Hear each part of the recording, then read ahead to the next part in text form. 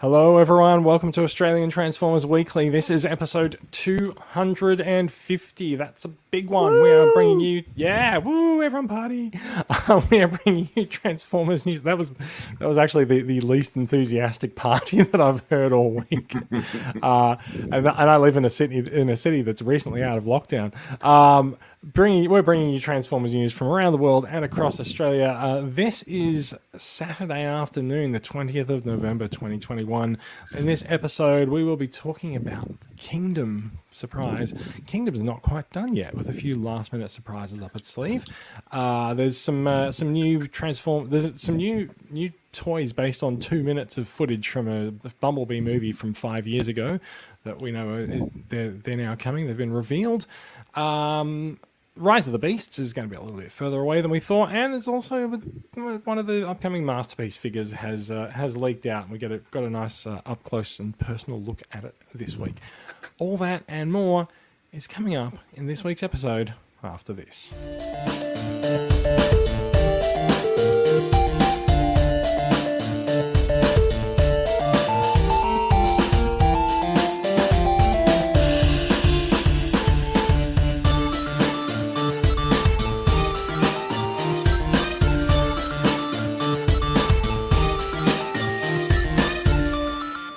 Hello and welcome, and it's a big hello and welcome to our 250th episode. I'm Jason. Joining me, we have Daria coming to us from Canberra. How are you doing down there, Daria? We're pretty cool down here. It's actually pretty cold in Sydney today as well. I made the mistake of going out for breakfast in a t-shirt and shorts and immediately regretted it, but I didn't let it disrupt my breakfast. And coming to us from the other side of the country, we have Bradley. Bradley, how are you doing? Very, very hot here, actually. It's 26 degrees. Feels like a heat wave. Showing off, And, yeah. We had 26 yesterday. Like Sydney can do it, but we've just chosen not to today. Yeah, that was us yesterday and all. It's been all over the place. I mean, it's mid-November, so we're not technically in summer yet. We're not ready to die from bushfires as we tend to do in summer in Australia. But look, the big thing. This is episode 250 of the podcast. So wanted to say a big thank you for joining us for the 250th episode. Thank you to people who are listening and watching along with the group, and people who are listening along to the comments and listening along to the podcast and making comments. And thank you everyone for commenting live on the post as well. We held off doing episode 250 for a while. There was a couple of scheduling issues. We just needed to sort a few things out, and I had planned in my mind. I wanted to do so many things for episode 250, but in the grand scheme of things, I did none of them. So episode 250 is either a massive milestone where we make a massive fuss of it all, or we don't make a fuss of it all and we treat it as another episode. So like, we will acknowledge it a little bit there. There's the big 250. Thank you, Facebook user. We don't know who you are, but you know, we appreciate it. And also there's a big thanks to Aaron for watching along there as well. I don't think do we have anything special that we want to say for episode 250? Or should we get it out of the way and then go into some news? Yeah.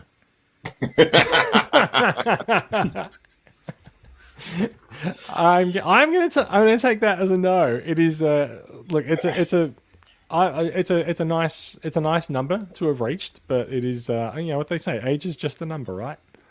Well, I think you've been in more than Daria and I, so how do you feel? I think I'm still the new kid, comparatively. Comparatively, maybe. Yeah, I mean, like, so there was a point in the early days where I sort of swapped in and out for Brad every other week. So I think it's probably. I mean, Brad started all of this, so it's, you know, probably Brad and myself are the veterans of the podcast. But I mean, in recent years, it's been yourself, Bradley, as well. So we do get Max along from time to time as well. And yeah, like we've had all of these people who've you know, been with us and sort of, you know, joined in and then sort of tapped out a little bit over the years. You know, we had Mikey in the early years, and we had the inimitable Bill along earlier in the years as well. So all of these people, like we miss them, we acknowledge them. They've contributed a lovely amount to the podcast, and we wouldn't have made it to episode 250 without all of these people. So we're very grateful to all of these people for being with us over the years, and we're very grateful to the two of you for joining us for episode 250 as well. I think that's that maybe maybe that's about it for the episode 250 reflections, shall we?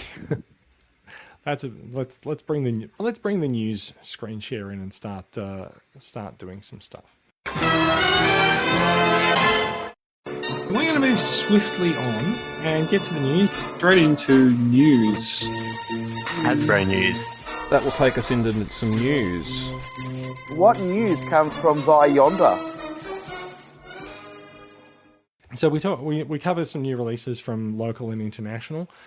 Shattered Glass Jetfire has been released this month.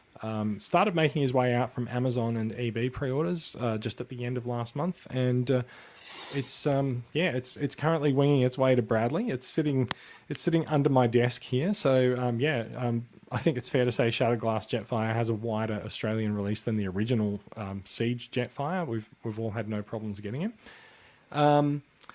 Other items that have come out, there's the premium finish bots have also made it out in Asia. So if you had these guys on order for import, then you should be finding them winging their way to yourself. So I do have, skipping ahead to acquisitions, I do have the premium finish bots here with me, but I haven't opened them yet. So we'll talk about them a little bit in acquisitions. What else have we got? There's also that's sort of it for recent releases, but there's about to be a massive drop of figures in December. So the Golden Disc collection sets, we talked about them a couple of episodes ago. All 4 of those sets are coming in Asia in December.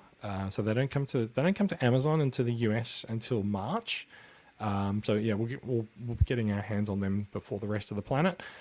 Kingdom Pipes and Slammer are finally coming out next month, and so is another Kingdom figure that we'll talk about shortly, as well as the next wave of premium finish bots and Masterpiece skids and Reboost. Sorry, I missed a few things there on the screen share. So the Golden Disc collection is what have we got? Chapter 1 of the Golden Disc set is Puffer and Road Ranger. Chapter 2 is Jackpot. Chapter 3 is Mutant Tigertron, and Chapter 4 is Pterosaur. So they'll be coming out soon. And we're also expecting to see Masterpiece skids and Reboost coming out later this month. There's a lot of stuff making its way out. Other things that have actually made their way out. Also the Jurassic Park crossover, Tyrannicon Rex and Autobot JP93, the most imaginatively named Transformer that we've seen in years. They will be making their way out in the next month or so as well. We've also started to see Covert Agent Ravage make its way out to EB Games. I think so. I have a large list of people who are getting Covert Agent Ravage through me, but did that include yourselves, Bradley, Daria? Yes. Yeah. Not me, no. Excellent. Well, so the good news is that it seems like he's come to Australia through EB early, but the Asian release of these sets is next week. So all of the pre-orders that people have made through myself and TCCA, they will be coming out in the next couple of weeks, and hopefully they'll be a little bit cheaper than EB as well. Looking forward to getting our hands on that guy. And the other local releases, I think Bradley, you've pointed out that you picked up one of these guys this week as well. The Big W and Kmart stores are stocking up at the moment with Kingdom and Studio Series figures. So there's a few new figures from the new waves of those guys coming out into those stores. So if you're looking for new figures, then I'd say that EB, Zing, Big W, and Kmart might be the places to go. Definitely, yep. That's about it for that. There's a bit of an info dump on releases. We're still sort of trying to finesse how we report on releases and what's coming up, but that's how we'll go there. some other stuff that was announced this week. Let's go for some other news. Oh, sorry. Also, just want to mention that we do have a few notifications coming up. Thank you, Facebook. In our Facebook group, there's a section called guides. So we've had a lot of people complaining. There's been a bit of angst around the group this week for some of these new figures. People have been unable to find them in stores, and so many states around the country have little communities and groups that have been set up to track the release of figures and report sightings in those areas. So if you're in one of the areas, so we've got Queensland, Tasmania, ACT, New South Wales, and Victoria on the board at the moment. We've got a section in the group called Guides. Go in there, find the groups, and join the groups, and you can participate there and find out when things pop up in stores. People will also very likely help you acquire these figures as well, and maybe pick them up and pass them along to someone that you know, so you can save a little bit on postage. If you're in an area that we don't have a guide established, feel free to start one. Let us know that it's been started, and we'll list it in the group. As they say, if you build it, people will come. So I think that's one of the best things about our little local community, is that we do have members that help members to acquire items, and I think there is a really good and really strong sense of community in there for that. Yep. Now, as far as news goes, let's talk about some actual figures that are coming out. So, actually, can I mention something about you were saying availability and stuff? In stock showing up. My friend, he didn't tell me where this picture was from, but it is a local retail. They did have Waspinator in stock, but I'm guessing this is a specialist store, because Waspinator, according to this price tag, $54.99. Good Lord, that's and the weird thing is, hang on, I'm so shocked at this. I'm just going to take the news screen share out and return us to the picture, because oh my God, I can share this photo if you want to see it in the Facebook chat. Where is it? Can that go? Oh, it's right. It's probably a bit hard to get it up on the screen at this point. I'll try. Hang on. Okay, I just sent it to you. It's in the Facebook chat. Mm-hmm. It's definitely a specialist store, because once you see those prices, you'll be like, yeah, I'm not really that interested in Waspinator. So I will actually just okay, I've got that there. Let me just put that back up. There we go. So that's definitely a specialist store. I'll just say that. I will just point out that Waspinator and Shadow Panther are definitely making their way out into stores at the moment at regular retail prices. So for Kmart, that will be $29.99, or I think it's just $29. Some of the stores charge between $35 and $40 for deluxes. We're in a bit of a state of flux as far as deluxe prices go. But if you see these in store and you think that the price is a little bit high, just pull your phone out, do a quick Google on like Kingdom Deluxe or anything like that. Find some prices listed online and see if the store will do a price match, because in the current climate, the store is much more likely to want to take the sale, even if they're not going to make the $20 of profit that they're going to make on this, and get rid of the stock and get the money into their pockets. So always try a price match if you can, but also at the same time as trying a price match, do remember that you should be polite about it. And if the stores, before you try the price match, know whether or not you're going to walk away if they won't do it. Because if you ask for a price match and they say no, just know whether or not you'll say, well, I'll buy it anyway, or if you just go, okay, well, I'm just going to put it back down and go. Because otherwise, if you appear indecisive to the person who you're asking for a price match, they probably won't give it to you because they think they'll get a sale anyway. Also, it pays to know the company's price match policy if they have one. So companies like Myer and Target have price match policies online. Big W is a little bit more opaque about their price matching, but if you ask nicely, the answer is either going to be yes or no. And at the worst case, they'll just kick you out of the store. But nothing bad can happen. Nothing bad can happen of asking for a price match unless you make it happen. Exactly. Especially with those prices, I don't think that'd be too open-minded. Possibly not. I mean, a lot of the figures here, these figures have taken time to come to Australia. So These would be and Shadow specialist. Panther. These would be specialist imports, wouldn't they? Very likely. So when I've imported these figures, they've come out at sort of 35 to 37 each. So they're definitely not Kmart prices if I bring them in. But you can definitely go into Kmart and get these figures now, and we've definitely seen the sightings in these Facebook groups we've talked about. And so if you're looking for these guys, I think you can also get them on Amazon as well. Yeah, if you've got Amazon Prime, you'll often get free shipping on your items as well. So it's definitely. I actually find Amazon Prime is one of the best investments that you can make because of the cheap shipping that you get on things, and also you get access to Prime Video, which has a really strong video catalog. Yeah, I keep forgetting I've got Prime. I've actually got a lot Prime of people Video do. on my phone. I got Prime Video on my phone. I've watched a couple of seasons of a couple of different shows, and it's sort of like a really wonderful benefit that everyone keeps forgetting is there.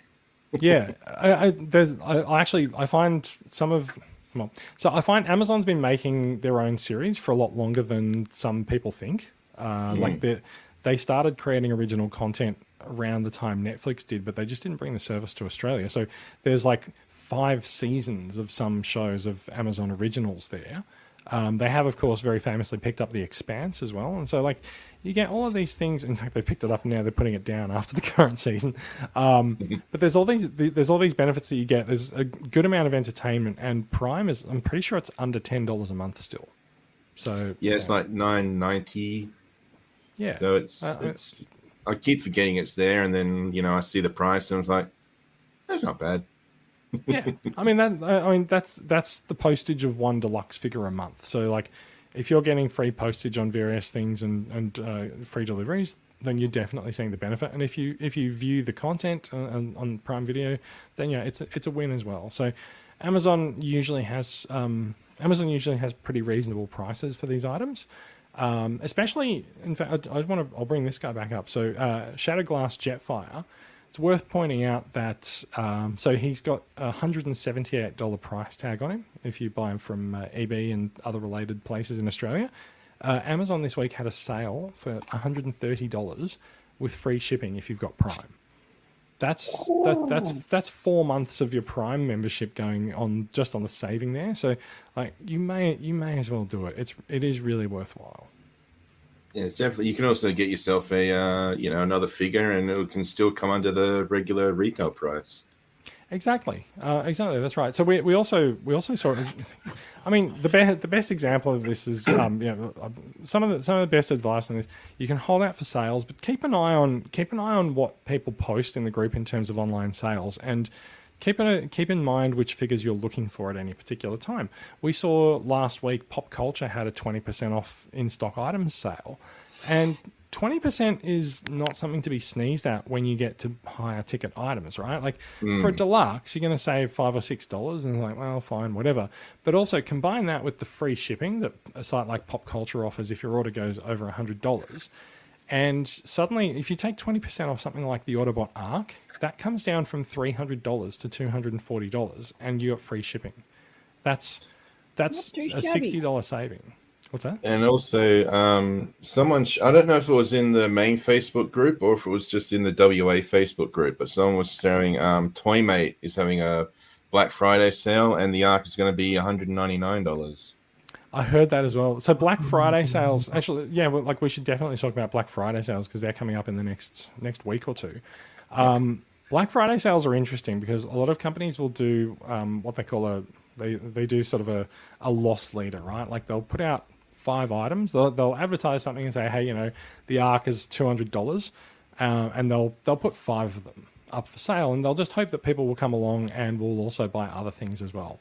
And it often works out. And I mean, there's nothing wrong with it. It's not like it's false advertising or anything. But if they advertise the deal, and if you want the deal, make sure that you're there, lined up on their digital doorstep for the second that deal goes live, because you might miss out otherwise.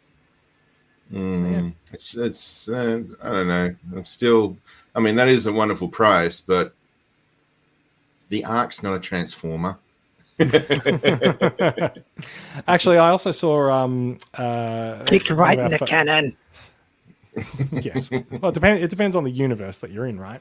Another of our Facebook members, Scott Lewicki, posted an eBay link today to a company that's making articulated hands for the Ark. So hands that can open and close rather than the hands that he comes shipped with, which aren't very good. Does he just have the fists on the actual toy? Is it just fists, or is it? I don't know. That's what I'm asking. Oh. I mean, look, there's an Ark here in a box. I haven't opened it yet, so I can't really tell. You can look at the back.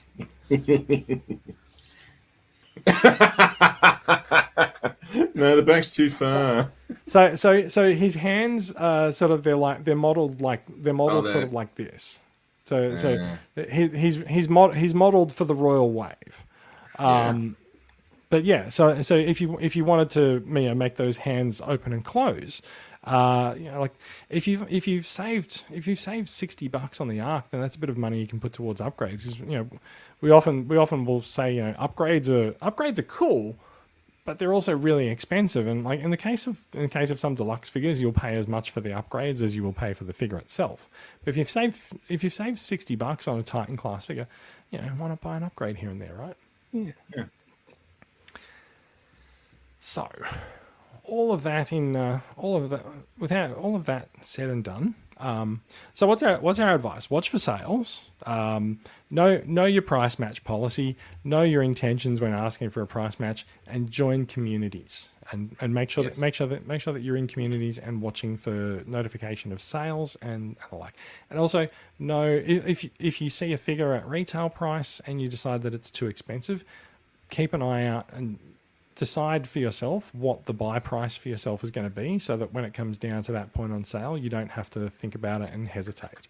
That Jetfire sale that I was talking about, we saw that bounce around a little bit. I think it was on Thursday, and about 2 hours later, it was back to regular price. So they'd obviously released a little bit of stock at the sale price. Got to get quick. Yeah, especially with Amazon. Like Amazon prices can change multiple times a day, even multiple times an hour, even. Also, if you're using online shopping, wish lists can be your best friend. That's a great idea. Yeah, definitely. Yep. Yeah, especially if you use a site that actually will email you when something on your wish list comes into stock, or if the price changes. We've often talked about the Worlds Collide buzzworthy Bumblebee set on the podcast, and one of the reasons why I was actually able to send people some links to acquire that. So I bought mine from Toy World Canberra, and once they went out of stock, I pushed the notify me button, and I woke up one morning and I had an email from Toy World Canberra going, "Hey, this item's back in stock." I'm like, great. Grab the link and send it out to people and tell them that it's back in stock. And that's what we all do to help other members in the community to acquire these toys. Absolutely. All right. Let's talk about some figures that are not quite out yet, but are definitely upcoming. So we've got Kingdom Pipes and Slammer. We've known about for a while are coming up. They were originally meant to be a part of Wave 4, but things happened and Wave 4 kind of got split in two. So let's call them Wave 4B or Wave 5. And over the last couple of weeks, we've had the sudden reveal of the existence of and confirmation of the existence of Kingdom Blaster. Now this is really unusual because Blaster is a very, very in-demand figure. We've been waiting for him ever since Soundwave was in the first wave of Siege 2.75 years ago. We've seen a Soundwave. We know we're going to get a Blaster, but we didn't know when. We actually saw Blaster's face was in the promo art for Legacy and thought maybe Blaster had slipped into the Legacy line. But no, here he is bringing up the tail end of Kingdom. Very in-demand figure, and he is coming out towards the end of December.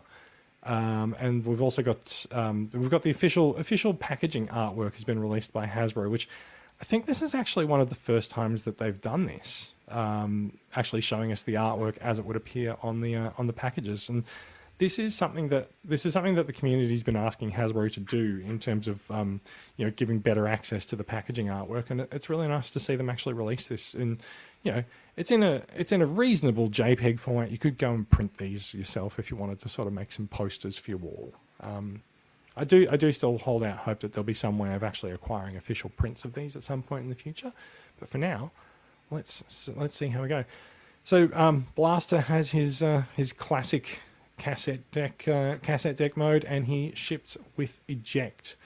Very interestingly, Eject has a transparent blue color to him, which the community is now saying might be a forward-looking reference to the Energon-themed weapons that are coming in the Legacy. So Blaster comes with a translucent blue Eject, and he comes with his Blaster. I find it weird that the character art has his Blaster as sort of silver and blue. Yeah, I wonder if they thought his gun was going to be Eject as well. There is actually some discussion over whether or not Eject actually forms part of Blaster's weaponry as well. I don't see how he would be different, but he's also, I'm pretty sure Eject is not the same retool as what we've seen for Frenzy and Rumble on the Soundwave side either. The legs look the same, but the arms look a bit different. Maybe it's because of the translucent plastic. Maybe that's why it looks different. Yeah. I think you're right. The legs do look quite the same with the same chunkiness. And this is kind of begging for a select twin cast and a rewind. It is. I don't know if I've seen a list of things that are coming out in 2022. These things get passed around Reddit. These things get passed around Reddit subforums and the like, and it's hard to know whether or not you can take things with a grain of salt or not. But well, you should always. But so we definitely know that Blaster is coming end of December, early 2022. And he is also going to be repacked in Kingdom. We've definitely seen his face there. There were rumors of a Shattered Glass Blaster, but I haven't seen that on product lists. But I'm pretty sure I've seen Twincast on the list. I'm going to try and see if I can bring up. I'm just hoping to actually finally get some Autobot cassettes, because for like nearly a decade now I've had sound label Soundwave with the Masterpiece cassettes as my Soundwave and his cassettes, and all I've had for the Autobot side is device label Blaster and the Collectors Club Eject and Rewind, which are the tanks. You didn't go for the data powered ones from the Combiner Wars series, or was it Prime Wars? I did get Rewind, but that was just because Blaster, due to a mess up at Kmart, was going for $28. Yeah, fair enough. I mean, they're not cassettes either, so fair enough. Yeah. Now, look, I can say that I'm definitely looking at some intel that says we are going to get a twin cast. I mean, like, who's surprised that Blaster's going to be repainted into twin cast? Anyone? Well, I think a few years ago it might have been a bit surprised, but now that Generation Selects exists, which is basically, well, it seems to serve the not quite as popular to mass audiences repaint characters, and also where they'll put the other half of a duo whose first half is on mass retail. And to me, a twin cast and a rewind would fit both, because twin cast, of course, because he's Blue Blaster, rewind because you want him to go with your retro Headmaster's Chrome Dome. Yeah. However, if I told you that I have a list in front of me that says that Twincast is going to be a legacy release in October, what would you think? I'd be a bit surprised. Fair enough too. I mean, it's all theoretical. Generation Select is still sound, even if it's wrong. If you see what I mean. I agree. I feel the lists that I have for Generation Select next year are very small. So I suspect that some of that is going to be fleshed out. So the list I have for Generation Select next year is Lift Ticket, Guard, DK3. Those were already rumored, and a mid-year Cyclonus. We've heard that there'll be an Armada Cyclonus release as well. So, yeah. Anyway. Yeah, that's right. Yeah, I remember hearing about that. Anyway, so going back to Blaster, there was a comment from Aaron saying the translucent look for eject looks fragile. I feel like a lot of people seem to assume that translucent plastic or slightly transparent plastic or clear plastic is more fragile. I would say that's not been that's not an opinion that has been dissuaded by any releases in the last few years, but also I think when they're making a figure that's intended to be like made completely from it, I think they generally will make them fairly sturdy. We'll see how it goes. I also think the little cassette guys, they are made of fairly chunky plastic, so I'm not too concerned about the translucent plastic. Also, as you see him here, I don't think he looks this translucent. I think this was actually taken with a light source nearby, and he's been photoshopped onto this poster. I think the actual color is a lot darker blue. Yeah, he's not standing he's not actually standing in front of that blaster. You can tell. Yeah, definitely. Yeah. There's a lot of Photoshop trickery going on here. And there's Blaster's alt mode as well. Very surprisingly, Blaster does not appear to be a Soundwave retool. He appears to be a new mold. Yeah, I see. I guess they're going with regular sort of Blaster etiquette. That he is the opposite of Soundwave, but at the same time, he is a different mold to Soundwave. Yeah, I think for a few years we saw sort of Soundwave and Blaster share molds. I think we saw that in Fall of Cybertron. We saw it in Power of the Primes as well. Power of the Primes or Titan's Return, whichever one they were the leader class figures in there. But I mean, I think he's got a really nice looking boombox mode. There's a lot of cool stuff going on there detail wise. Like he's got a dial on either side, and a lot of surface panel detail there. Also, I'm pretty sure that this is one of the times where Hasbro has actually given us photos of the toys rather than digital renders here. You can see that there's some various reflections on surfaces and metallic things reflecting light on there.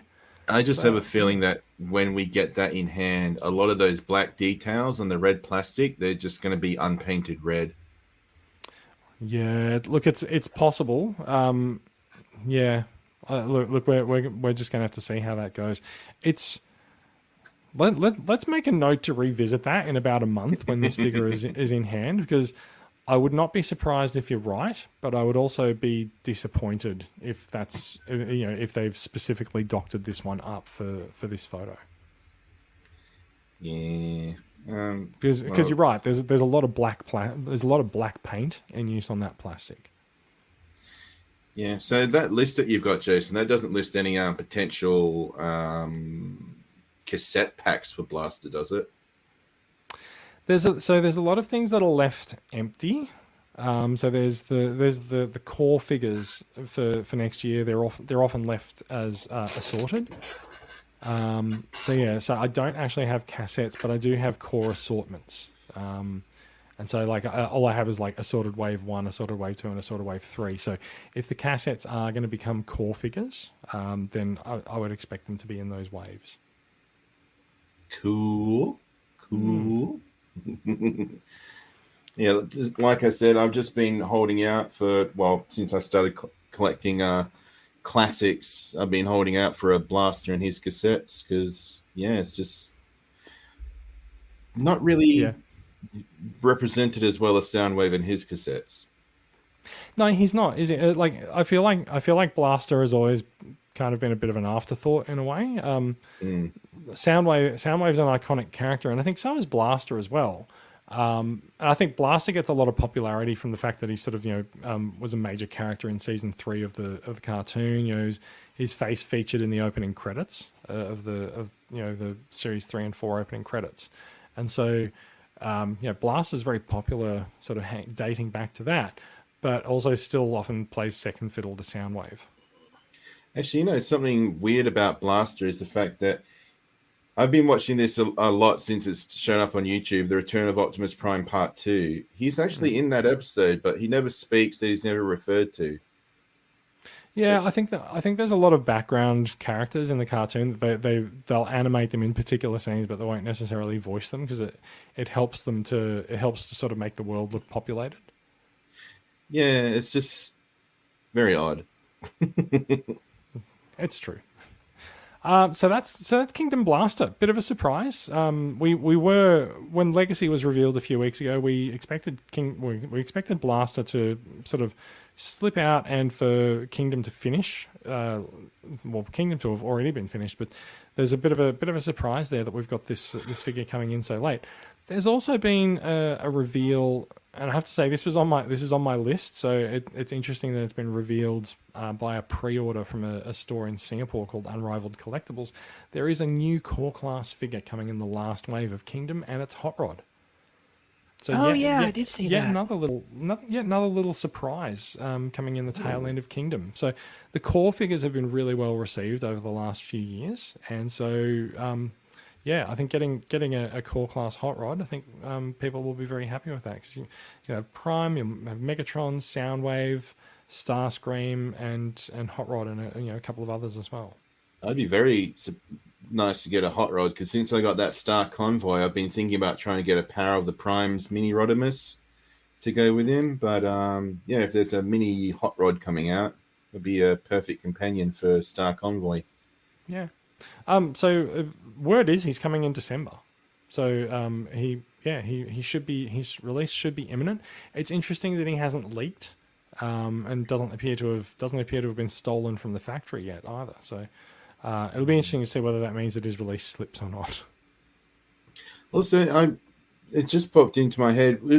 Isn't it like, obviously if it wasn't for the pandemic and everything, wouldn't we also be seeing next year's line being released about this time? Yes. So you're right.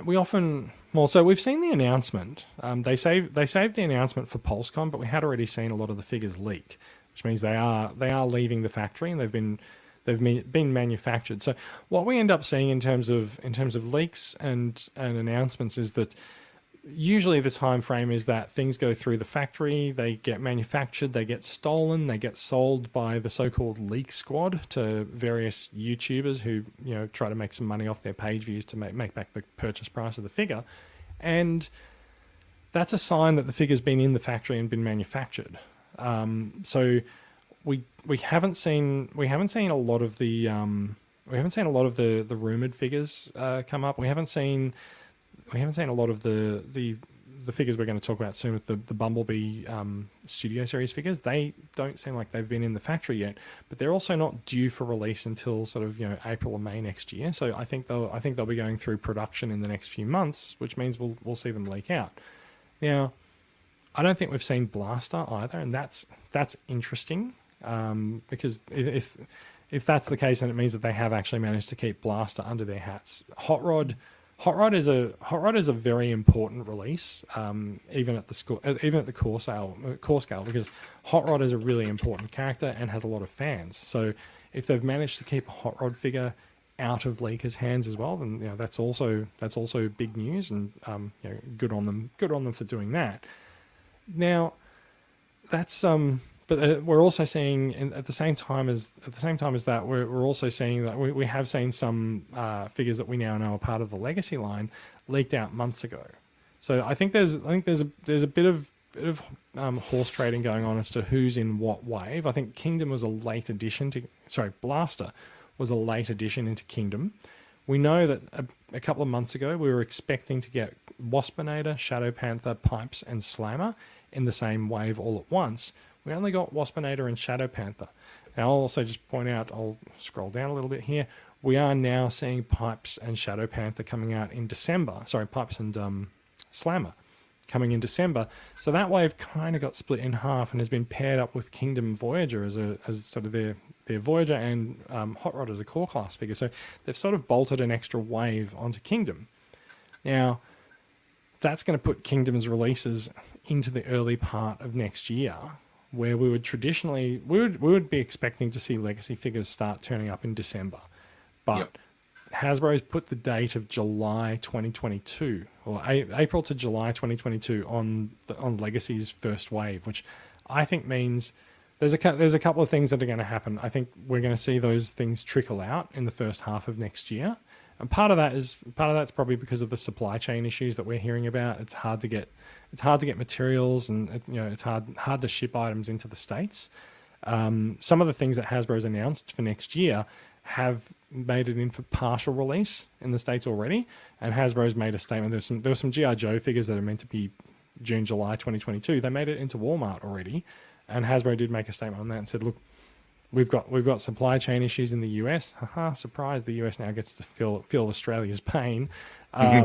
We've got supply chain issues in the US, so we're going to expect to see a trickle of these figures, but they're expecting them to be fully released by mid-year. So I think it's possible we'll see some legacy figures come out in the first half of next year.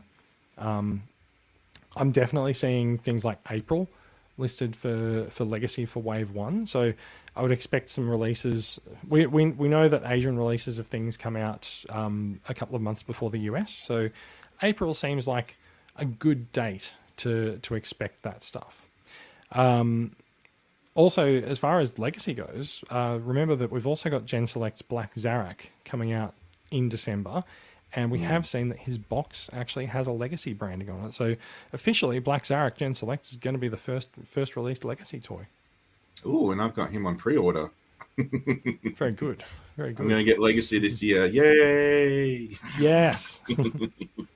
Let's talk a little bit about Pipes and Slammer. We've talked about these figures before. Pipes is quite a retool of Huffer, another popular character, and also Huffer was a very well received deluxe in Kingdom. So looking forward to seeing Pipes. I really like Pipes in the cartoon, even though he only made like 1 or 2 appearances. He had like a really cool voice and nice personality. Yeah, very good. I mean, his comics appearance was crushing, but you know. I didn't see the comics. It's all right. Neither did Overlord. Oh, okay. So he's very faithful to his original G1 truck mode. We've looked at Pipes before, and it's there's not much more to see there. But I am expecting him to be a very, very fun figure. Huffer was fantastic. It almost feels as if Hasbro's released Huffer, seen the fandom reaction to it, and just gone, quick, what can we do with that? Can we get 3 more of him out this year? Yes, you can. You can get Pipes, Puffer, and Road Ranger. So they are going to get them out this year. At that point, maybe the mold has reached saturation. Maybe that's enough. But either way, we are going to get Pipes finally in this month, and we're also going to get Slammer. So we're looking at Slammer's box art here. Slammer is in fact a bit of a retool of Ironworks, is what they've said in the press release, which I thought was a little bit surprising, but there you go. And so like you can sort of see some of the parts of Ironworks in the alt mode there, but very very different transformation for him as well. And that I gotta say, I've said this on a few things recently. Hasbro has been nailing head sculpts lately, and Pipes and Slammer just have really, really gorgeous faces. I mean, Pipes' face is mostly dark blue and stuff, but everything's where it should be, and everything looks right. The proportions of the head, the faceplate, the eyes, they all look great. And Slammer's got this sort of huge blue visor over the top of his face as well. Like I can see a lot of interest in Slammer as a companion piece for 2 Titans. Will be the Metroplex we got in 2013, and aren't we meant to be getting a Cybertron Metroplex next year? That's correct. So we are said to be getting Cybertron Metroplex. Whether it's going to be a retool of the 2013 Metroplex or if it's going to be a brand new Titan, we don't really know. We'll see. So there's a lot of interest in both of these figures. So I think the tail end of Kingdom is coming in really strong, and it looks to me like that the whole line is really going to stick the landing. It's going to be fantastic. Yeah, I want to replace my. Sorry, go on. No, I was going to say it's going to be weird that we got the very first Titan class toy in 2013, and here we are at the end of 2021, and we're finally getting his 3rd mini bot guy, because he came with Scamper. Yeah, that's right. Yeah, Scamper came in the box. And then there was Six Gun. Yeah. And now we're getting Slammer. Yeah, and each one of them is sort of getting a little bit better over time as well. 'Cause, Six Gun is now 3 years ago, and Scamper was 3 years before that. So yeah, very interesting. I'm looking at this, like I'm seeing all this cool little detail on Slammer as well. Like there's these little Gatling guns in his feet, and sort of a lot of this painted deal. It'll be interesting to see whether or not the black stripes here make it through onto the final figure. And also he's got three colors on his gun as well. So it'll also be interesting to see whether or not that makes it from this angle with the slight distortion. His symbol looks like a red Decepticon symbol. Actually, I was looking at his faction logo and I wasn't really sure what it was, but something looked off, and that's it. Yeah. It's shattered glass. He's a shattered glass Decepticon. So, yeah. So that's Kingdom Blaster, Pipes, and Slammer. They are due for release imminently. Pipes and Slammer are coming out in Asia at the start of next month, so that's just a couple of weeks away. Blaster is coming at the end of the year, so probably in the last week of December.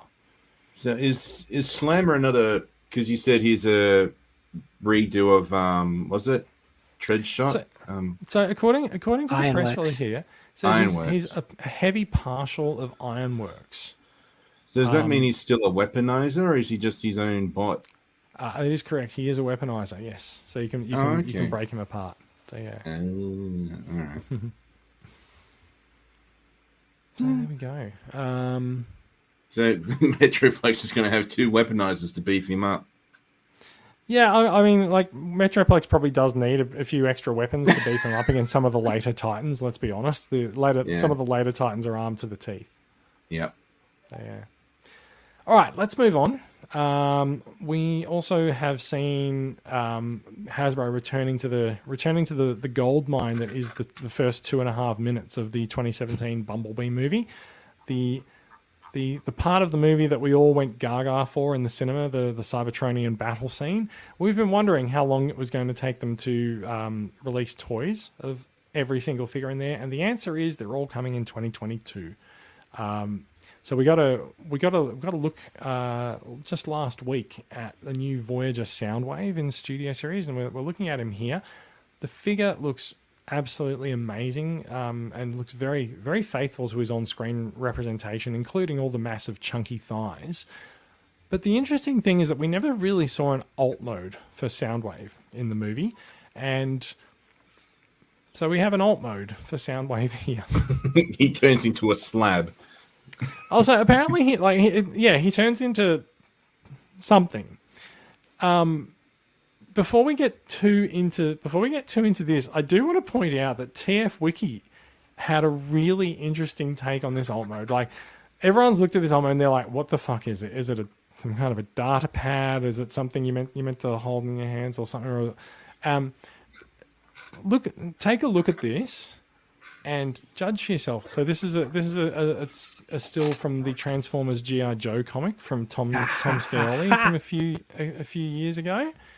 Look at that. That is Soundwave's alt mode right there. So I think this was one of the sound. So this was sort of presented as Soundwave's arrival on Earth during the Transformers G.I. Joe comic, and that is almost exactly what you're looking at there. There's you can see sort of two sort of thrusters areas. There's just it's almost uncanny what they've done, and we know that the Bumblebee movie dug a lot into Transformers lore. They used a green Transformers Armada thrust for the thrust in the movie. So like there's a lot of picking and choosing from Transformers lore. It's entirely possible that when they designed Soundwave, they designed his alt mode and they just didn't show it on screen and intended him to be this sort of ship/communications device, or it's entirely possible that this is a complete fluke. We'll never really know. It might well have just been something that someone at Hasbro decided this year when trying to figure out an alt mode for him. There's been a lot of activity has gone into looking at how this guy transforms as well, and it has been pointed out that the chest, so Soundwave's chest, the sort of the window part on the chest is not the same piece that you see on the top of this figure. So there's a second chest piece somewhere on this figure that becomes the top of his alt mode. It's also been pointed out that this, that could be on his back. It's also been pointed out that this looks like the hovercraft thing that the Green Goblin rides in Spider-Man. So maybe this is also going to be in Spider-Man No Way Home. Who knows? Looking at this alt mode, it looks like his legs sort of spin and then fold up and then encase the arms. Yeah, I think that looks about right. You can see his sort of gun, shoulder gun is sort of hanging off the side of the craft as well. Yeah, I would like to see this from more angles, because I think that would also provide a couple of I get it now moments. I think so, yeah. But it's early days yet, and I think it's safe to say that the existence of this figure has definitely set the community alight with speculation. And I think in general, the reaction to this figure has been very positive. I mean, it's a new Soundwave figure, so it's a new Soundwave figure. Everyone was really impressed with Soundwave's appearance in the Bumblebee movie, and this looks very faithful to at least to his robot mode. There's all the nice sort of chunkiness and angles that ILM put into that CGI. So what else have we got? They also announced a bunch of other figures. So we've got Deluxe Ratchet, Brawn, Wheeljack, and there's also the introduction of core class figures into the Studio Series line. So we'll take a look at those figures as well. So there's a deluxe class Ratchet, looking fantastic, I think, as well. Like a lot of these figures they look really great, but the part that gives me pause is the fact that they are from 2 minutes of CGI footage from 2017, and I don't know whether or not that look and feel for them is ever going to be reused. So maybe these are just one-offs. And I think we all knew when they tacked that CGI onto the start of the movie, we knew that they were going to mine it for figures, but just didn't know that it was going to take quite so long for them to do it. But it's nice that they've gotten around to it, isn't it? Oh yeah. Yeah, it's just I think they're latching on to a brief, highly regarded moment in the live action movie franchise. Realized there's not really much representation of it, and then they just sort of created these alt modes. I mean, there's a chance that the files that they used in the movies had these alt modes, but at the same time, it's possible that they were just robots. So they're sort of gone into depth with these. I think a lot of the designs for that CGI, they were done very last minute and very much in a rush. I keep saying I've said ILM, but I'm not entirely certain that it was ILM who did that CGI, but. Yeah, I don't think they designed alt modes for the characters unless they needed it. And I also don't know if they actually designed a transformation sequence for them as well. So there could be an extraordinary amount of engineering going on here in creating these alt modes. A lot of the alt modes we didn't see on screen, so it's sort of extrapolated from the character's design. But you would imagine that whoever designed it sort of did it with a view to this stuff happening in the eventually. It's just weird seeing Ratchet turn into a tank with a massive gun turret. Look, you're right. I was going to say that my hope is that he's some kind of a medical evac vehicle, but you're right. It's a giant gun. It is a giant gun on the top of him. His main vehicle looks more like an APC kind of thing, and I can see that as we got to evacuate this guy, but I don't want to get shot and blown up on the way either. Yeah, that's definitely my hope there as well.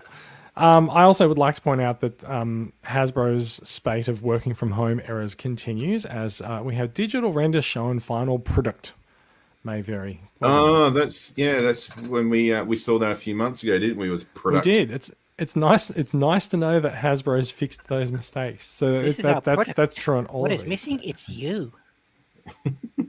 No, it's O. It's an O. Product.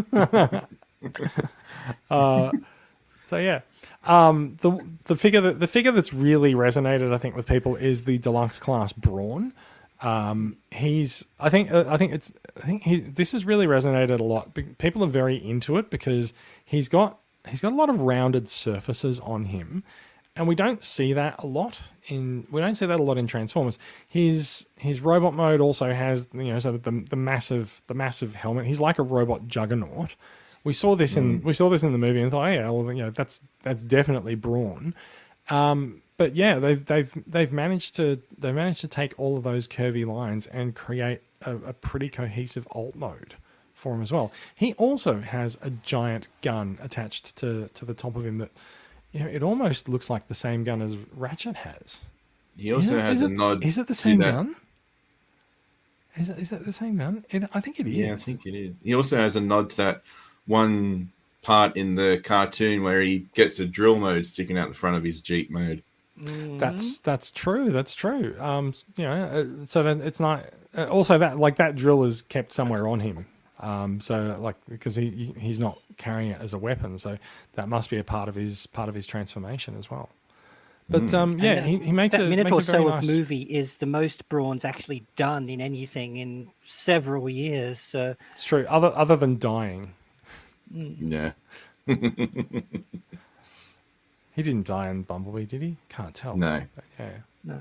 So yeah. A lot of people are very up on Brawn. Also because, as always, Brawn almost seems like he's a brother in arms with Masters of the Universe's Man-at-Arms, and this appearance of Brawn does absolutely nothing to dissuade from that notion. Spot on. He looks like a Transformers version of Man-at-Arms, so I'm glad to see that continue.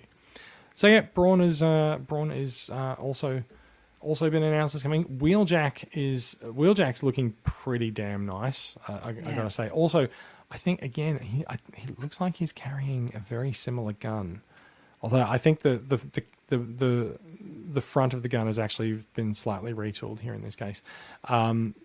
Wheeljack, always a popular character. It's really nice to see him get some spotlight and get a new mold as well. Like the last Wheeljack mold was in, I'm going to say Siege, and he got maybe it was Earthrise.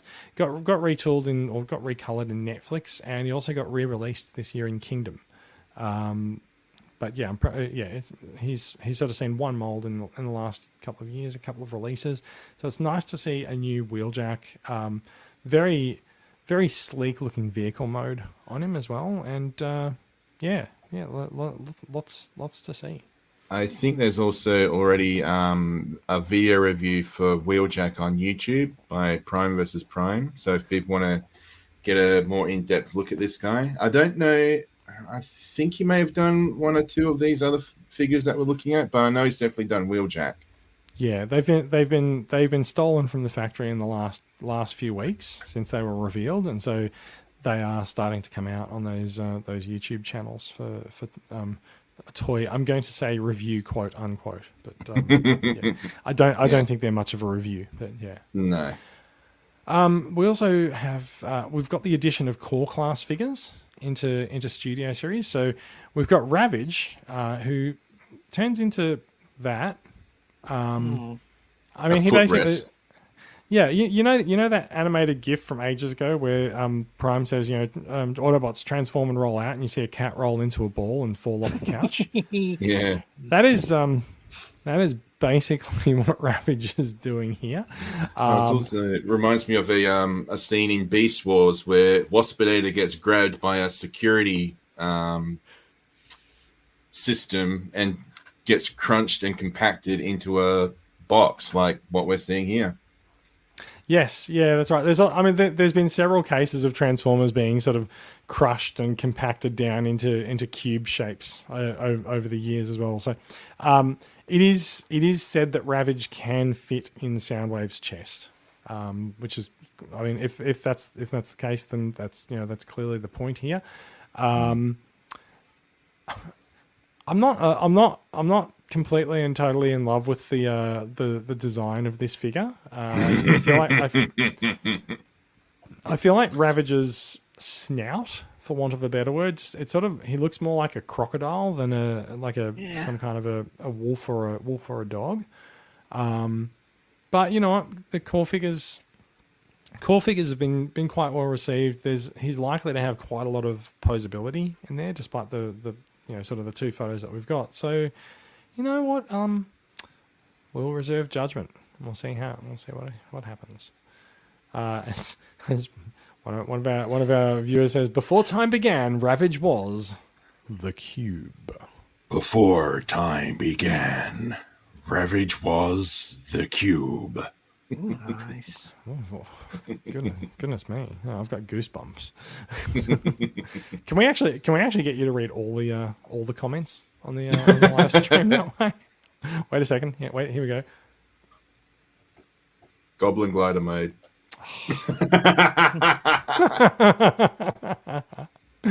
All right. Okay, so that's core class Ravage, and we are also seeing core class Shockwave. Now, Shockwave becoming a core class figure has been a bit controversial because he does sort of turn into a large tank, and that means that his scale is completely off. And Studio Series is a line that has prided itself on sort of scale and accuracy, and so the introduction of core class can really throw that scale off.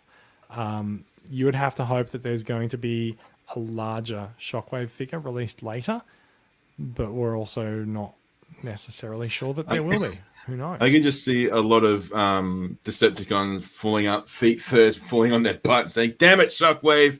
Stop rolling onto my feet." Yeah.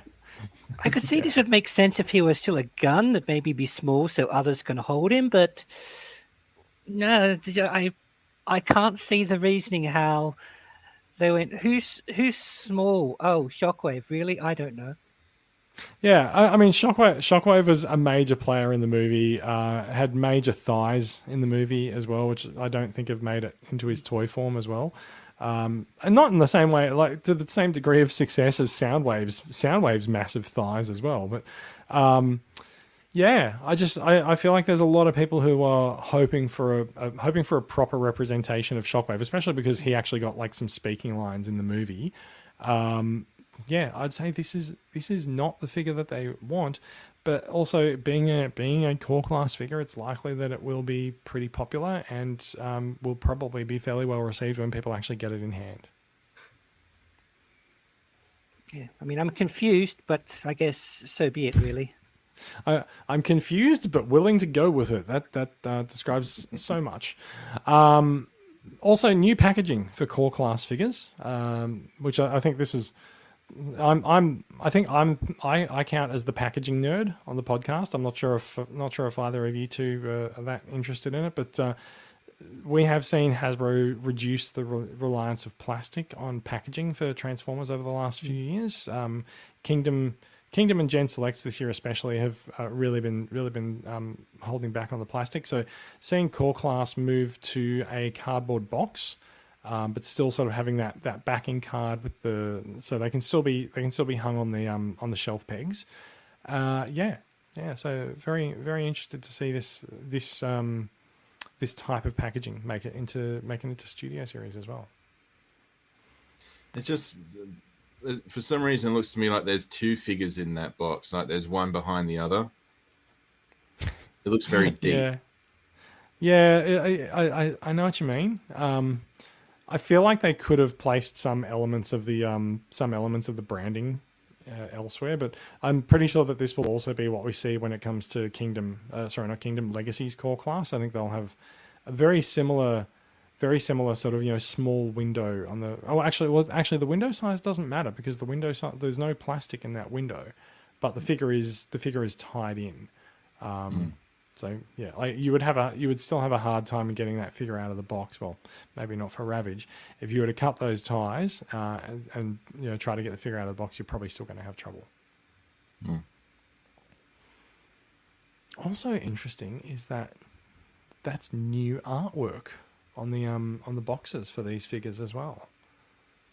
So yeah, that's new artwork for the figures in the style of the toy, but also in the style of the movie as well. So yeah, that's cool. It's good. It's good to see some new artwork being commissioned by Hasbro for these figures. Right. So with that done, so we've gone through the Studio Series reveals. We are going to talk about one of the figures that leaked out and was reviewed by Prime versus Prime this week. I say review again, which is Masterpiece Reboot. Reboost. Masterpiece Reboost is the red-coloured version of Masterpiece Skids. They're both due for release this month. I think they'll end up being late this month, and I think it's safe to say that there's a bit of excitement about these figures. He's a nicely regarded G1 figure. It's the anniversary of the city, the car that forms his Olmo, which is one of the reasons why they're doing this year. They're releasing both Skids and Reboost simultaneously, and there will be a third version of Skids in Senator Crosscut coming. I think he's coming in March. So yeah, it's really nice. There's a lot of sort of painted detail on the engine there that you can see in Reboost. Reboost comes with the little scooter that came with the original figure in Diaclone, but not in G1. And yeah, being a Masterpiece figure, it's nice to see the articulation options there as well. The most interesting thing that I've seen people say about this figure is that he looks like Optimus Prime. Yeah, he's definitely got some of that going on. I mean, have we got a close up on his face? Alternity Orion Pax. Yeah, there we go. Yeah, you're right.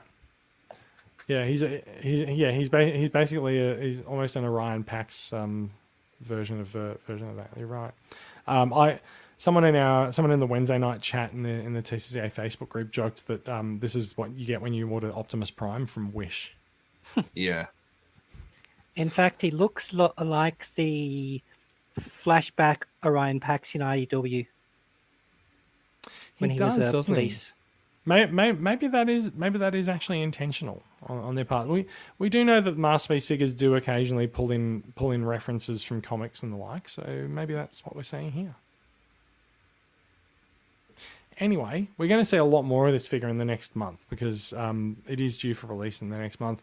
It looks to me like we, sort of the Masterpiece engineering that we expect. He looks like he's got a lot of tidy panels on him where things have been folded up and folded in and locked in. So yeah, I'm pretty happy with him. The red color looks fantastic. Skids is of course the blue color, and Crosscut will be the sort of the shiny or the gray or silver color. But yeah, I'm really happy. I'm really happy I've got this guy on pre-order. Does anyone else have him on pre-order? Nope. No. No, but I'm thinking about it now. I've seen him close up. That's the interesting thing about product leaks, right? Like, leaks almost do some of Hasbro's PR. They almost do their job for them, right? Because they will they will get people interested in a figure, and often some of the YouTubers, like, this is actually a really nicely composed photo. It's well posed. It's really nicely lit, and you can tell that it's actually the real figure as opposed to a digital render. So a lot of the YouTubers who are actually getting these figures from wherever they're stolen from and publishing these videos, they're actually doing quite a favor to people who want to see the figure up close and see more shots than Hasbro and Takara are going to release of them. So there's there's good and bad sides to these leaking. I do have Skids and Reboost both on order, and I'm looking forward to getting both of them. While we're talking about Masterpiece, we're going to stick with Masterpiece, and we're going to look very briefly at the new MPG Masterpiece Gatai, MPG-01 Shouki, his train mode. Now there are now official photographs of the train mode. We can tell that they're official because it has that Takara Tomy. It looks less like a kitchen bench as time goes on, but they've sort of got a nice roll of reflective metallic surface that they like to take photos of their figures against. And so we can see the sort of the train mode here. There's a lot of detail on the trains. It almost looks like that's a working door at the back. I wonder. And a look at how he fits together underneath. That's actually one of the most interesting parts of this leak, because you can actually see Shouki's chest design there is taking up less than 1/4 of the length of the alt mode. So it gives you a better look at how the alt mode works, and also the amount of engineering that actually goes into taking a solid looking transforming robot and actually converting him into a long train carriage is quite impressive. Is it me, or does it look like he actually has magnetic connectors at the front? What do you think? No, it's probably just a bolt. Maybe it's just a bolt. I think the gauge of the wheels underneath is quite interesting. I feel like there's likely to be excuse me. I feel like there's either likely to be some kind of a track for the. I was just thinking that, yeah. Actually, you know what? I think they actually do ship a piece of track in the box. I'm not sure, but I think it's also likely that he'll fit on other specific gauge tracks as well. So you might well be able to get these going across multiple things. If this actually forms. If Raiden actually forms a working toy train set as well, like that would be amazing. Well, you'd kind of hope that they'd retain their be one big train ability for all this thing being who they are. Yeah, there's a very good chance of that because they're designed specifically like this is Shouki, and he's always designed to be the lead of the assembled train mode. And right, so if he's always the lead, then maybe he doesn't need a connector at the front, but maybe there's some kind of connection that's possible at the back to sort of haul them all together. Yeah. Yeah. I do think it's very neat. It's very neat considering the underside of a lot of Transformers, but packing that many sort of back and side and roof panels into his robot mode, and then compressing all of that down into a coherent train mode is very impressive. Looks pretty cool. Yeah, it does look pretty cool. Do you guys have the MPG series coming up on pre-order? No. I'm probably going to wait to see more of them released or more of them come out and then backtrack. But at the moment, no. Similar. I want a better idea of what's going on. Yeah. I think that's entirely fair. They need to show more of the combined form instead of asking people to buy a combiner then without showing the actual combiner. There's 6 months until this guy comes out, so I think there's plenty of time for them to get this shit in order and actually show this is what we're intending, even if it's just like a silhouette with one of the limbs showing up or anything like that. But I think it looks promising, and I think there's also been sort of some release news on the pricing and the like of this guy in the last week or so that has been good as well. Like I've seen a few prices drop for him as well. So I think we were concerned that the price was going to be about $200 to $250, but now it looks like it's closer to $200, which is always welcome for masterpieces. Well, that's a fairly good price for masterpieces. Skids and Reboost are about $150 each, which is also probably a good price for masterpiece carbots as well. I mean, in the modern day, I mean, like in the past, we often saw masterpiece carbots come in at about sort of like 80 to 120. So 150 in the modern day is probably a good win. All right, that is it for toy news. There's a couple of things that we're going to cover off before we get into acquisitions and finish up. First is the bad news that Transformers Rise of the Beasts has been delayed by a whole year to June 9th, 2023. It was originally slated for release on June 24th, 2022, so that is an extra year for them to work on the effects. I think this is not entirely surprising. We had heard a rumor that it was going to be delayed to December. We know that they only finished filming last month, and so taking that, editing it together, and then adding all of the effects that are necessary to do all of that in 6 months, I think is quite an ask. So I'm not too surprised that this has slipped by this much. But I also think that no one was really chomping at the bit for them to hit that 2022 date. So if they want to take another year, then go for it. Yeah, more chance. So for us to, unsurprised I had forgotten it hadn't already happened. yeah, that's right. More chance for them to whet our appetites with previews and stuff. That's true. There's been absolutely nothing preview-wise for a movie that was meant to be 6 months away. So yeah. So at the same time, Paramount also announced that there's a new Star Trek movie that's going to hit in June 2023 as well. So we'll see how that goes. As far as I'm unaware of them actually announcing a cast or anything for that movie. Whether or not it's going to be the current big screen cast and they're getting them all back together, or if it's going to be something else. It's interesting. So it says here that Star Trek pick is in development at the moment, and most importantly, it's not Quentin Tarantino's Star Trek. It seems. Rise of the Beast delayed by 1 year. Very interestingly, I did see some on the 2022 release list. I did see some Rise of the Beast toys, so I wonder whether or not they're going to hastily shove them into the following year, or if they'll release them anyway. We'll see what happens. A little bit of merchandising news in order to close us out, and I'm mainly bringing this up because I want to buy them.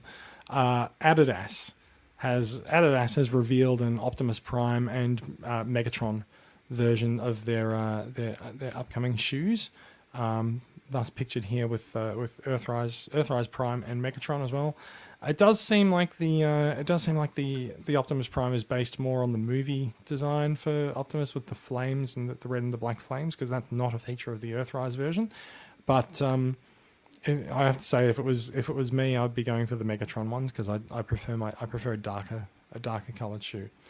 I do think that the connection is tenuous at best as far as the colour schemes go.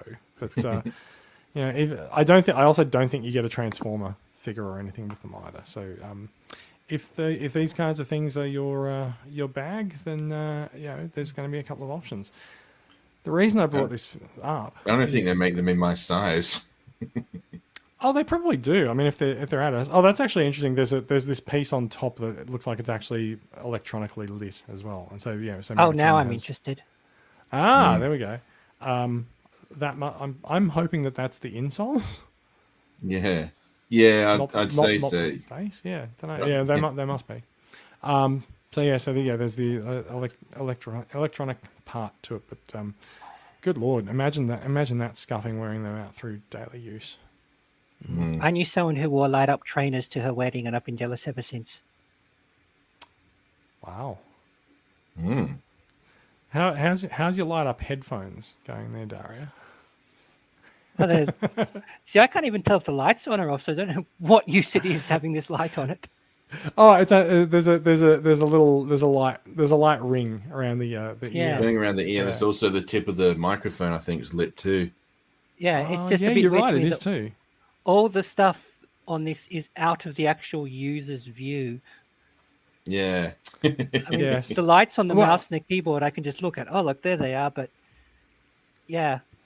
Yeah, that's true. I can hear everyone okay, so that's what I bought them for. We'll give whoever did this at Adidas some props for making an awesome pose out of Earthrise Optimus Prime there as well. Yeah, that's pretty cool. That was good job. What did they do for Megatron? Megatron looks like he's late for an appointment. Yeah, looks like he's checking his wristwatch and he's about to shoot someone, saying, "Sorry, I'm late. I can't glorify your execution. Just here, have this." Yes, here, have a shot. I've got to go. I don't have time to talk about your cause. Good night. Yes. So what's the info about the release of these figures? They're apparently currently available for purchase in China. So I'm sure you can probably find them on eBay and the like. Maybe AliExpress. So. It says they both feature insoles with a split Optimus Prime Megatron face. So that'll be what we were looking at before. So you can stand on Optimus Prime and Megatron all day as much as you like. Yep. Yep. There it is, confirming the LED lighting. Correct. Doesn't say anything about price. I'm sure it'll be interesting. Those are not the Transformers shoes that I'm interested in, however. The Transformers shoes that I am interested in are currently listed on Zavvi. these are so what we're looking at here is a Aikido cross Transformers signature high top black and white with the sort of the tunnel artwork from the start of Transformers the movie with the Autobot and Decepticon logos on the sides of the boots. I reckon these look awesome. I would not be wearing these as my day-to-day shoes, but for meetups, special events, going to conventions and the like, I would totally be happy to wear these. So I'm going to be looking at purchasing myself a set. Oh, that's a very interesting thing there. So there's a look at that. The reason I found this is actually because the UK artist Matt Ferguson, who Hasbro interviewed on the Transformers the movie stream, and they had him do the poster designs and he did the artwork for the 4K restoration and upgrade this year. He actually worked on the design for these sneakers. So he tweeted it out earlier, and he said that he was especially proud that they actually managed to get all the pink in there, because you can see there's a lot of pink around the front of the shoe and the Autobot faction symbol as well. So very cool. So I will be looking to acquire a pair of these from Zavvi, and I'll be sure to let everyone know when they come here.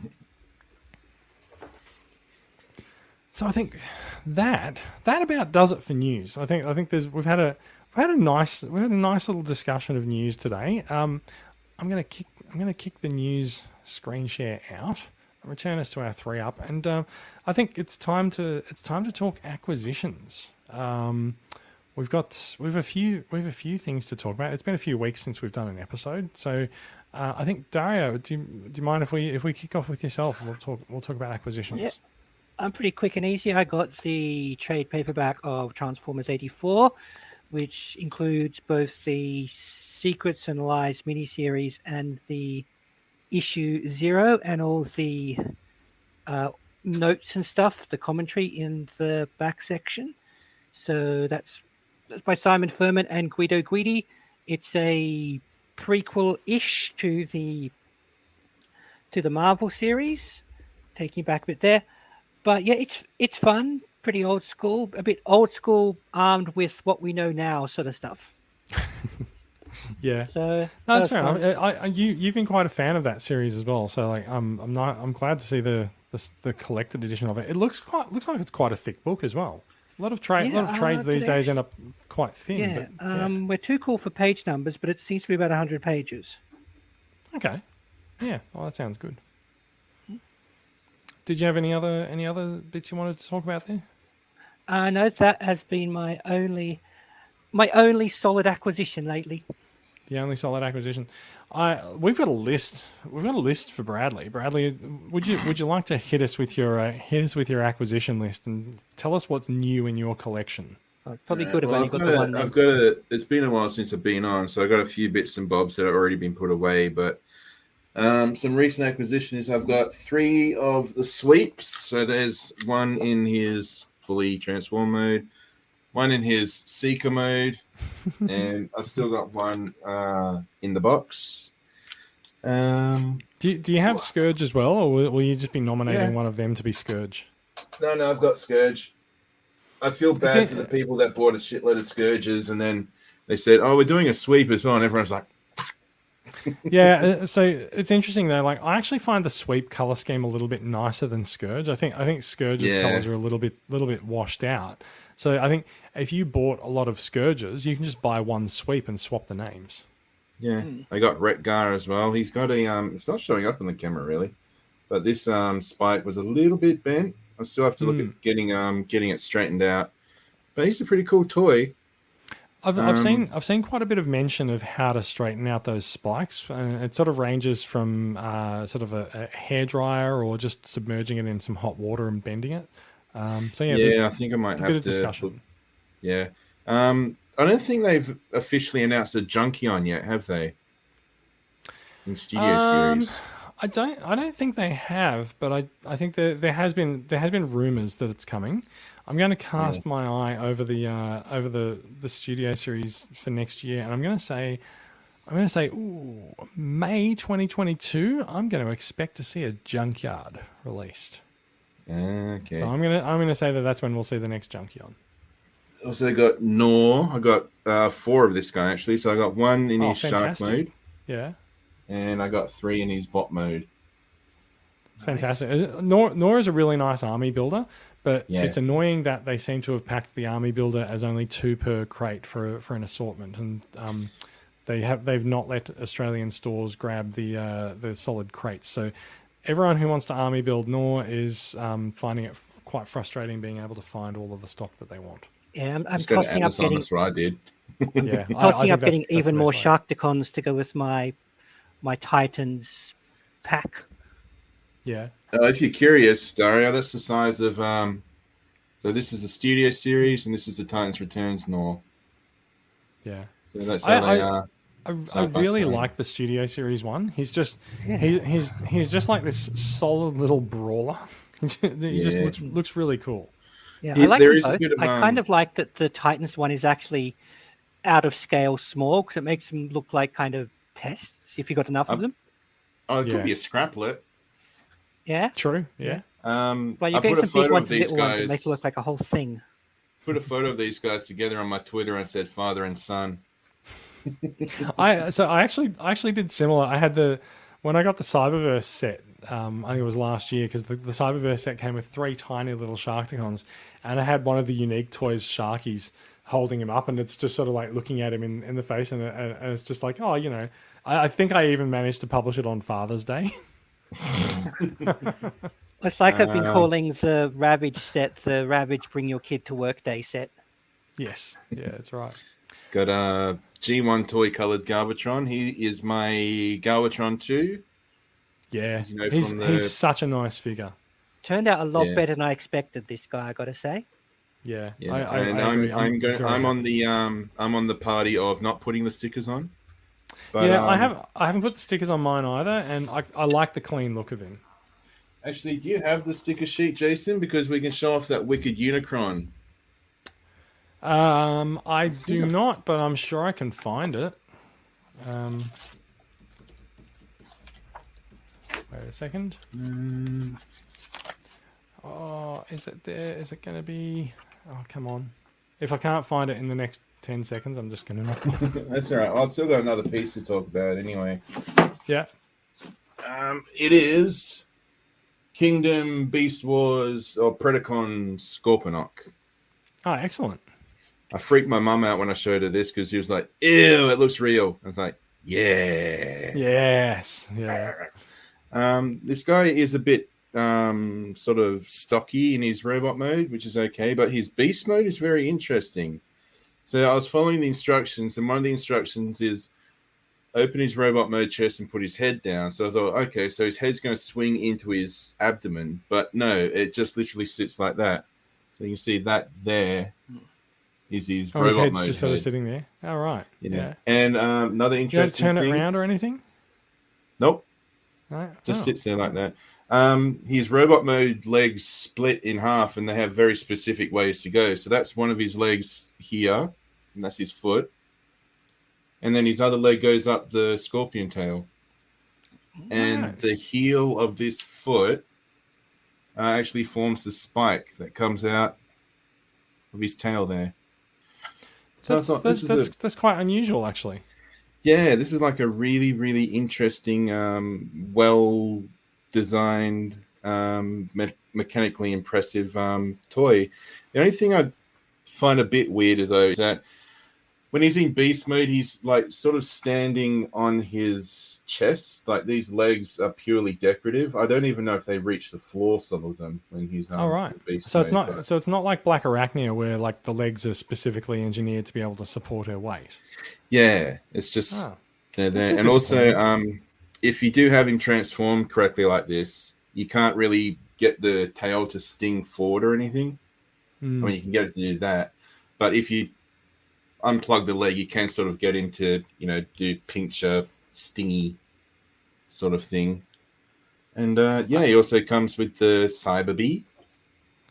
Yes, heard about that. People are very impressed with the Cyberbee. And the double missiles. So a very cool toy. I'm very glad to have him, and I've sort of with the newer Beast Wars toys that are coming out in Kingdom, I've sort of been putting these guys alongside my because I've got the original Beast Wars toys, and I don't know if I can put them into storage or not because they're such hard to come by. But at the same time, they're also getting regular retail releases again, so it's kind of like maybe I can. Like I'm pretty sure the original Scorponok is available in retail now. He is coming for reissue this month. Actually, that's what I was going to ask. With the vintage reissues, have you been collecting any of them? No, because I already collected all of them in like 2005, 2006 when I really got into Beast Wars. Yeah, fair enough. So the product list that I have in front of me does say that line is going to continue throughout 2022. There's going to be 2 releases every couple of months. So we're expecting to see Scorponok and Tigertron we know about. Yep. I can also see Cybershark, Wolfgang, Pterosaur, Retrax, and Tarantulas and Canine on the list for 2022 as well. I'm actually hoping that the Beast Wars Scorponok, the black one, gets reissued into Sandstorm, I think it was, because that's actually Shattered Glass Beast Wars Scorponok. So I'd be all over that. Yeah, that could be quite interesting. I mean, well, look, we're expecting the Shattered Glass line to continue next year as well. So, yeah, it will be interesting to see whether or not some of the beasts make their way into it. Yeah. So that's about it for me. I do have Star Convoy as well, but he's already in the cabinet, in the display shelf. He's already locked away behind glass. Yep. Yeah. And fair enough too. Who else is there? Oh, I got you helped me get the Battle Across Time. Both of those packs, and they're really good packs. Oh, excellent. Yeah, very. Actually, hang on, I've got Skywarp here. There is. Oh man, I'm so. We've said this many times. Like I'm not that into the beasts, but I actually really like that Skywarp figure. It does make me if I see Air Razor for a good price, I'm going to pick her up as well. And of course, we know that Pterosaur, the Golden Disc Pterosaur, is also a retool of that figure too. Yeah, I mean, I wasn't familiar with Skywarp because he's a Japanese Beast Wars character, and it's just interesting to read up about him. He's actually a Maximal. Yeah. He's the good guy. Yeah, it's a little bit of a spin on the faction affiliation. They didn't do it a lot, but they did do it occasionally for some of the Beast Wars characters. I don't know if I showed this guy up, but I got the Decius drone, and we were talking earlier about crossovers and stuff. I think this guy's alt mode is the APC from Aliens. Yeah, I mean, a lot of people said that about the original Ironhide and Ratchet releases as well. Like they just look like they could be appropriately repurposed as APCs. In fact, I think Ironhide was meant to be, but Ratchet's kind of meant to be an ambulance. But yeah, like an APC, and once you get that into a sort of a more military color scheme, then like you can use it for many things. That's it for me. Have you got any coins lately, Jason? I do have a notable coin, but I'm going to get to that shortly. A few things that I wanted to talk about for recent acquisitions. Number one is this guy. I can't quite remember who he is though, and that joke is never going to get old. So we are looking at Ocular Max Mentis. He comes with this cute little data pad. You can. If I set that up there, he comes with this cute little data pad. You can set him up so he's nervously keying things into a tablet. He's very, very, very, very busy, just like Megatron, late for an appointment. Can't shoot you. Can't pay too much attention to shooting you. I've also picked up, and I haven't opened them yet, but I am looking forward to it. I've also picked up the premium finish figures. There we go. The first premium finish figures from Takara Tomy is a very screen accurate representation of the Siege Optimus Prime figure, and that it's the best look that he's ever had in terms of looking like his appearance on the Netflix series. And then the second figure is the premium finish Studio Series Bumblebee. So he's the Volkswagen mode of that. If I put that up, like it's So he's got a bit of a lighter color scheme, a little bit more detail in his paint applications. I think we talked about that when the figure was first revealed a few months ago. But what we've heard from people who've got the figure in hand is that he's been slightly retooled, and they've fixed some of the issues that came up when the figure was originally released in Studio Series. People had problems getting all the panels to tab together. So apparently the premium finish figure has none of those problems. Like everything tabs in and everything lines up as it should. So it's nice to see them get that it's nice to see them get it right as they should have done in the first place. One other thing before we get onto the boring coins is I've started to get into purchasing G1 Bape primes. So that is an interesting thing that's going to take me a while to find all of the Bape releases. I've started with the red one, which I'm told is the easiest one to acquire.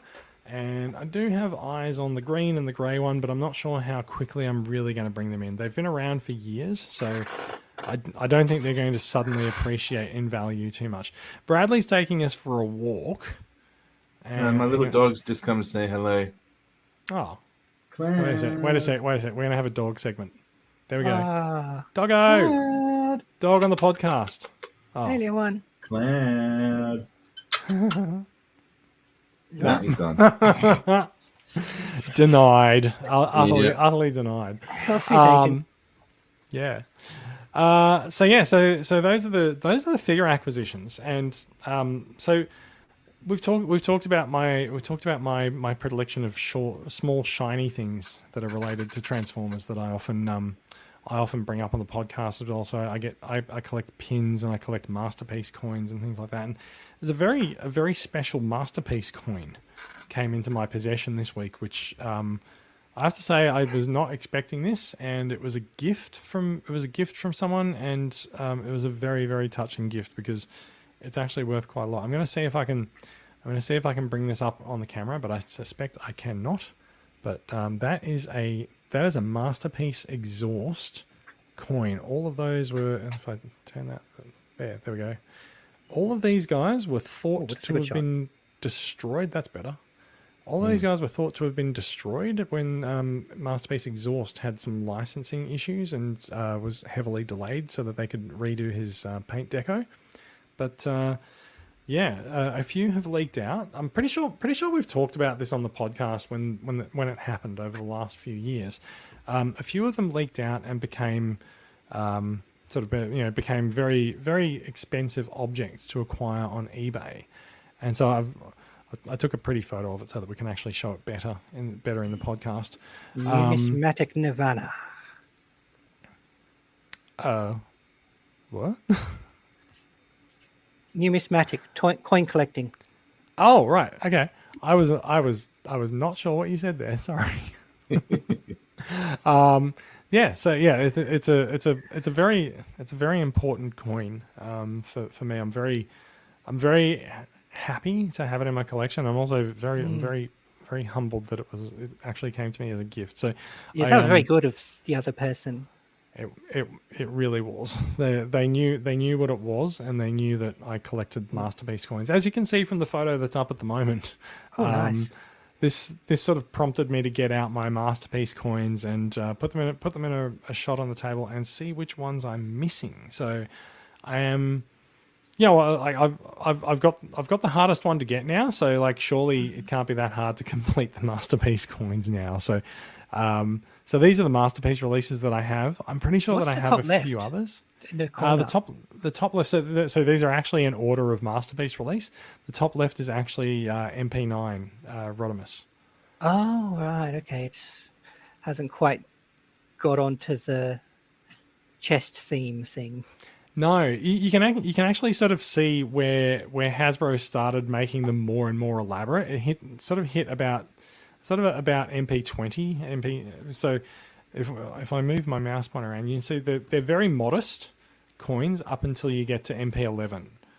And MP11T was a much later release, but it's still an MP11. Then they come here. The Soundwave one's probably the most elaborate that they had for a while.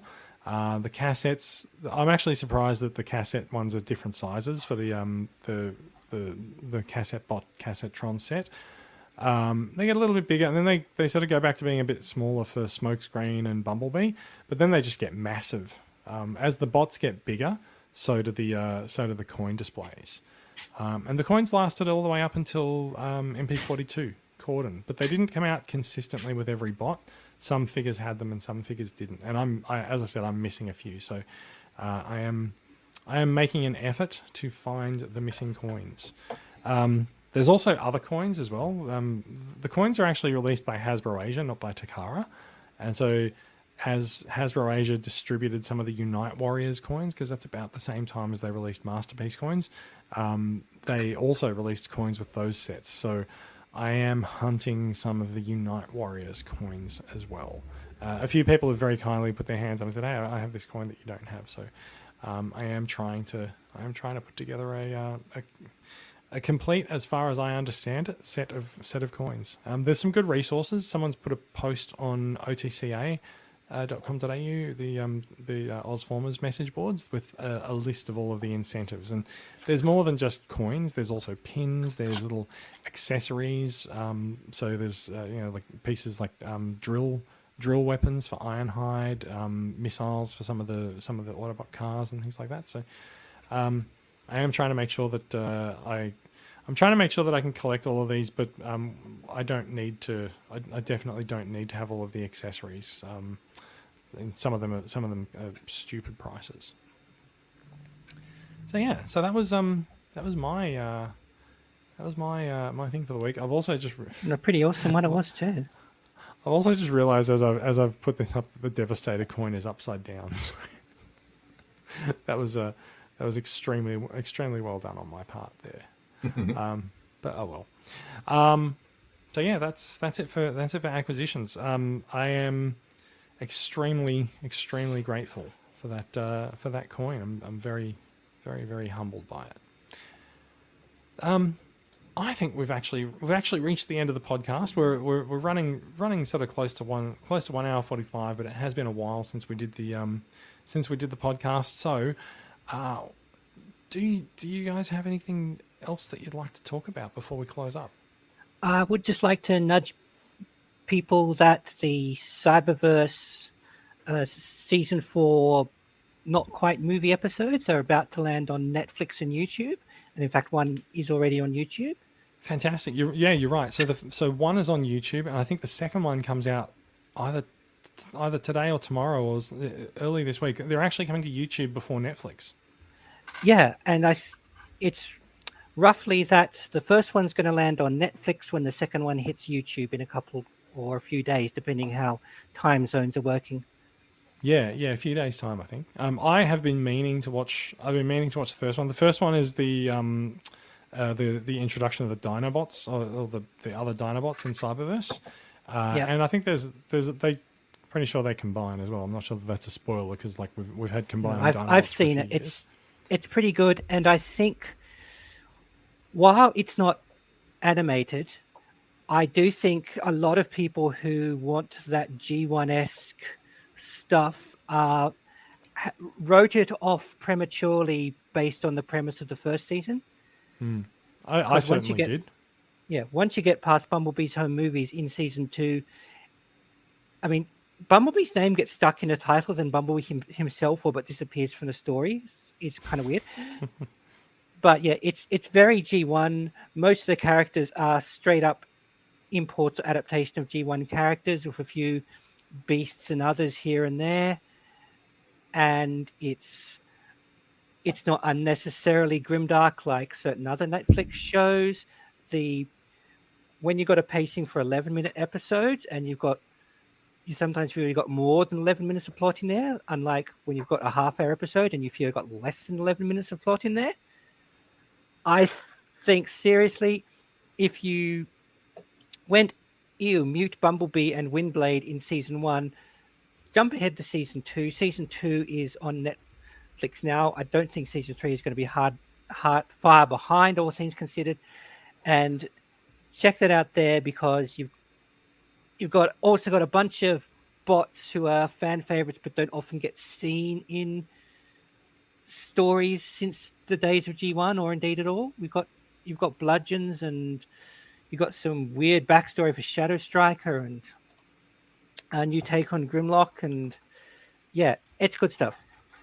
Yeah, I agree. I've been really looking forward to that. I haven't had a chance to watch it yet, but yeah. In fact, that might be something that I do tonight. I'll see how I go.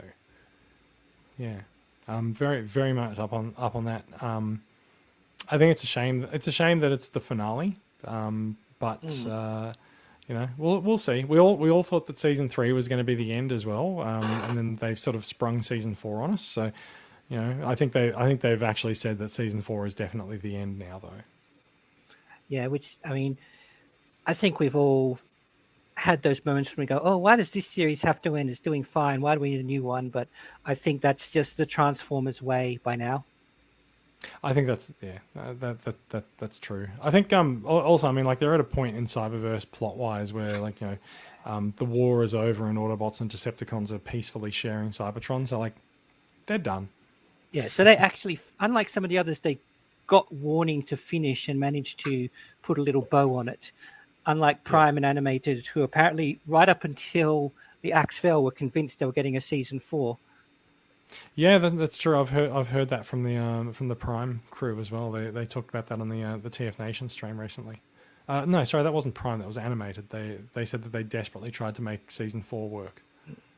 Yeah, and the Prime people say much on the DVD commentaries. They go into that a bit. They said, "Oh, we thought we were going to have a season 4, and that's when we're going to introduce this or do more of this, but then we had to accelerate that because the ending was coming, etc., etc." Yeah. So call out for Cyberverse season 4, the first movie. I say movie, they're like 45-minute movies, but compared to 11-minute episodes, it's a movie. The first Cyberverse movie is on YouTube at the moment. The second one should appear in the next little while. Go and grab those. Bradley, any closing thoughts? No, sorry, I've got people waiting for me, coordinating for a fight team in a video game. Fair enough. Let's bring this little thing to a close, and that is going to be the end of the podcast for today. Thank you for listening, everyone. If you're watching along with the live record, thank you for checking us out. You'll find out more about these stories and more in the show notes. You can also find us all in Transformers Collectors Club Australia on Facebook, the Australian Transformers Weekly Facebook page, and transformersweekly.podbean.com is the official site for the podcast. We are a production of Transformers Collectors Club Australia, a registered club in Victoria, run by volunteers donating their time, effort, energy, and money sometimes to make things better for everyone. Our goal is to build the Australian collecting community by engaging fans around the country. We make content like this podcast, we attend live in-person events like Oz Comic Con, and we run Facebook's largest dedicated Australian Transformers discussion and sales communities. You can find out more about the club and benefits of membership at transformerscca.com. That is it from us. We will be back with more Transformers news for you very soon in the fullness of time. We'll see what news breaks in the next week and see if we come back for 251 pretty soon. That is it for us. Thank you very much. Thank you for joining us for the episode, folks, and thank you for watching. If you're watching along with the live record. Bye bye.